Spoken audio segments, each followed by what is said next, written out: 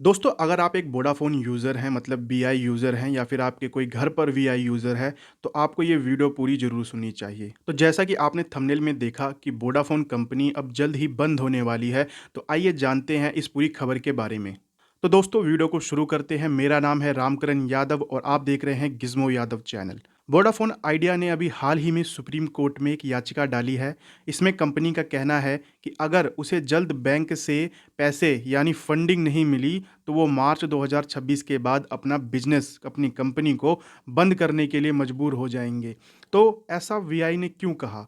क्योंकि वीआई को, जो वोडाफ़ोन आइडिया है, उसको मार्च 2026 तक 18,000 करोड़ रुपए सरकार को चुकाने हैं। ये पैसा एजीआर बकाया का हिस्सा है और जो बैंक है वो उन्हें लोन नहीं दे रही, क्योंकि कंपनी के ऊपर पहले से ही 58,000 करोड़ रुपए से ज़्यादा का कर्ज है और वीआई के पास खुद इतने पैसे चुकाने के भी पैसे नहीं हैं। तो बात करें एजीआर की, तो ये क्या होता है? एजीआर की फुल फॉर्म होती है एडजस्टेड ग्रॉस रेवेन्यू। आसान भाषा में बोलें तो ये कंपनी की कुल कमाई होती है।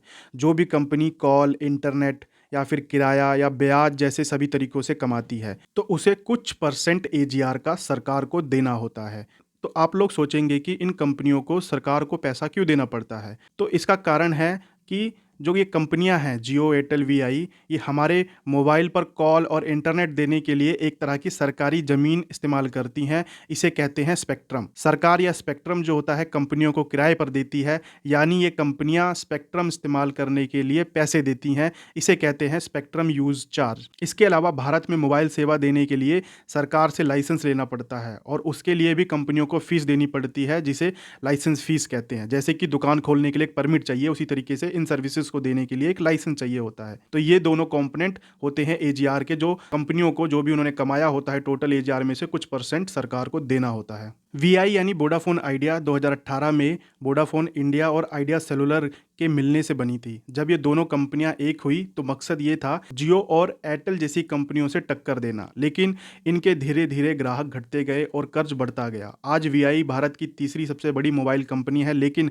बहुत मुश्किल हालात में है। सरकार ने वीआई को बचाने के लिए पहले भी 2023 में मदद की थी, जिसमें सरकार ने करीब 16,000 करोड़ रुपए के ब्याज और बकाए को शेयर में बदल दिया और वीआई की सबसे बड़ी शेयर होल्डर बन गई। लगभग 33% हिस्सेदारी वीआई की सरकार ने ले ली थी। साथ ही 2021 में सरकार ने एक राहत पैकेज भी दिया था वीआई को, जिससे कंपनी को बकाया चुकाने के लिए कुछ सालों का समय मिला था। तो आइए जानते हैं कि अगर वीआई बंद हो जाती है भारत में तो इससे क्या समस्या उत्पन्न होगी। पहला, तो अगर वीआई बंद हो गया तो भारत के टेलीकॉम सेक्टर में सिर्फ दो बड़ी कंपनियां बचेंगी, जियो और एयरटेल।